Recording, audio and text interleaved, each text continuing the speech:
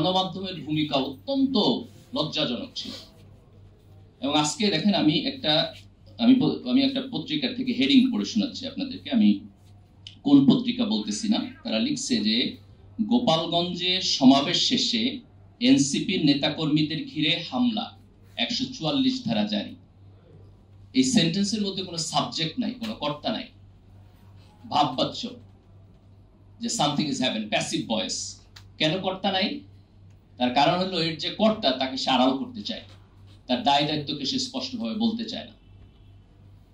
এই আড়াল করার মধ্য দিয়েই গত 16 বছরে এই দেশে মূলত একটা ফ্যাসিবাদ তৈরি হয়েছে।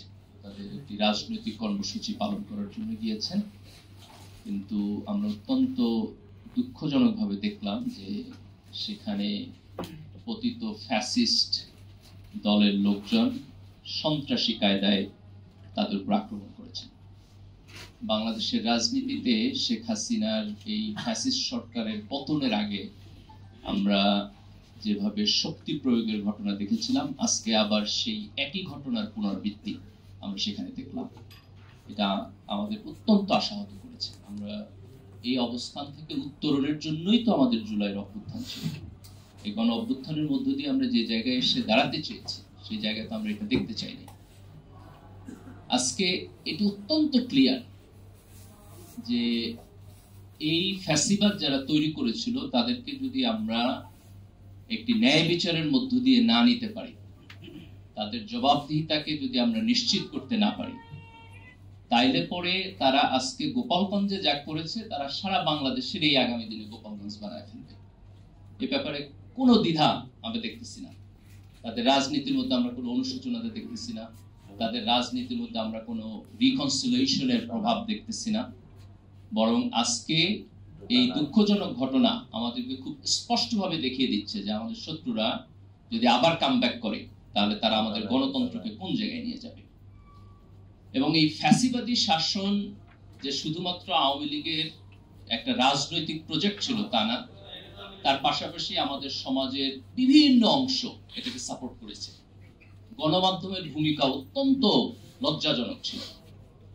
এবং আজকে দেখেন আমি একটা পত্রিকা থেকে হেডিং পড়ে শোনাচ্ছি আপনাদেরকে। আমি কোন পত্রিকা বলতেছি না। তারা লিখছে যে গোপালগঞ্জে সমাবেশ শেষে এনসিপির নেতাকর্মীদের ঘিরে হামলা, 144 ধারা জারি। এই সেন্টেন্সের মধ্যে কোনো সাবজেক্ট নাই, কোনো কর্তা নাই, ভাববাচ্য যে something is happen, passive voice. কেন কর্তা নাই? তার কারণ হলো এর যে কর্তা তাকে সে আড়াল করতে চায়, তার দায় দায়িত্বকে সে স্পষ্টভাবে বলতে চায় না। এই আড়াল করার মধ্য দিয়েই গত 16 বছরে এই দেশে মূলত একটা ফ্যাসিবাদ তৈরি হয়েছে।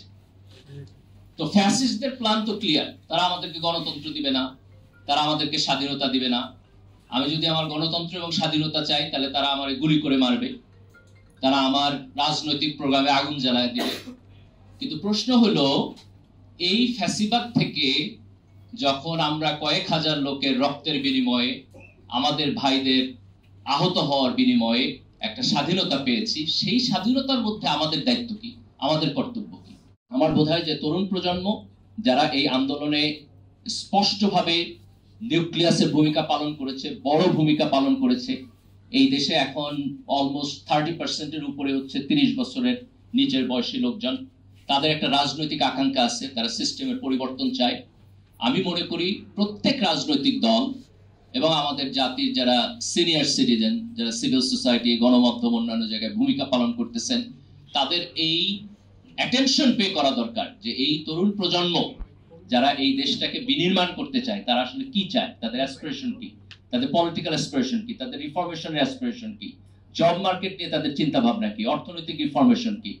আমরা যদি এইটাকে প্রপারলি অ্যাড্রেস করতে না পারি তাহলে আজকে আমাদের সামনে যে সুযোগ তৈরি হয়েছে সেই সুযোগটা নষ্ট হবে। একটা জাতির কিছু কিছু ডিফাইনিং মোমেন্ট থাকে যখন তার সামনে সুযোগ থাকে বড় হয়ে যাওয়ার, তার অতীতকে ঝেড়ে ফেলে দিয়ে বড় হয়ে যাওয়ার। যেমন ধরেন স্বাধীনতা একটা ডিফাইনিং মোমেন্ট। আমরা যখন 47-এ হচ্ছে ব্রিটিশদের হাত থেকে স্বাধীনতা পাইছিলাম, that was A defining moment. আমরা যখন 1971 সালে স্বাধীন হয়েছি, that was A defining moment. আমরা যখন 90-এ গণ অভ্যুত্থান থেকে বের হয়ে আসছি, that was A defining moment. আজকে এই জুলাইয়ের গণ অভ্যুত্থানের মধ্য দিয়ে যখন আমরা একটা জায়গায় এসে দাঁড়াইছি, এটাও আমাদের জন্য একটা ডিফাইনিং মোমেন্ট। এবং এই মোমেন্টের দুইটা জিনিস আছে। একটা হচ্ছে আমাদের রাজনৈতিক জিনিসের সংস্কার, আরেকটা হলো যে আমাদের একটা পপুলেশন ডিভিডেন্ট আছে, একটা বিশাল এবং হিউজ ইয়াং জেনারেশন আছে। আমরা যদি এই তরুণ প্রজন্মকে সঠিকভাবে নেতৃত্ব দিতে পারি, তাদেরকে প্রপার স্কিল সেট দিতে পারি, তাদেরকে প্রপার এডুকেশন দিতে পারি, তাদেরকে প্রপার ইকোনমিক মার্কেট দিতে পারি, তাহলে এই দেশের রাজনীতিটা পরিবর্তন করে দেওয়া যায়। আজকে এই সময় আমাদের সবাইকে ছোটখাটো মত পার্থক্য যেগুলো আছে সেখান থেকে বের হয়ে যেতে হবে। আমাদের জাতির ভবিষ্যৎ দেখতে হবে কালেকটিভলি, যে আমরা সবাই মিলে ওই ভবিষ্যতে যাইতে পারি। এত বড় একটা টার্গেটকে বাদ দিয়া আমরা যদি ছোট দলীয় এবং ব্যক্তিগত স্বার্থে একজন আরেকজনের সাথে মারামারি করি, তাহলে সেটা আমাদের এই ভবিষ্যৎকে নষ্ট করবে। আমাদের পিছনে যাওয়া যাবে না। যে ফ্যাসিজম থেকে আমরা বের হয়ে আসছি, যে মাফিয়া তন্ত্র থেকে আমরা বের হয়ে আসছি, এই মাফিয়া তন্ত্রে আর ফেরত যাওয়া যাবে না। আমাদেরকে সামনে যাইতে হবে। আমি তরুণদেরকে অনুরোধ করব খুব প্রেসাইজ জায়গায় চোখ রাখার জন্য। আমাদের সামনে যেগুলো বড় বড় জিনিস, তার একটা হলো আমাদের সুষ্ঠু নির্বাচন হইতে হবে। নির্বাচন বাদ দিয়ে গণতন্ত্রে যাওয়ার কোনো প্রক্রিয়া নাই। কাজে নির্বাচন, তত্ত্বাবধায়ক সরকার, এই জায়গাটা যেন সুষ্ঠু হয়, নিরপেক্ষ হয়, সেখানে আমাদের চোখ রাখতে হবে। আমাদের একটা কনস্টিটিউশনাল রিফর্মের মধ্যে দিয়ে যাইতেই হবে। আমাদের কনস্টিটিউশনের প্রধানমন্ত্রীকে যেভাবে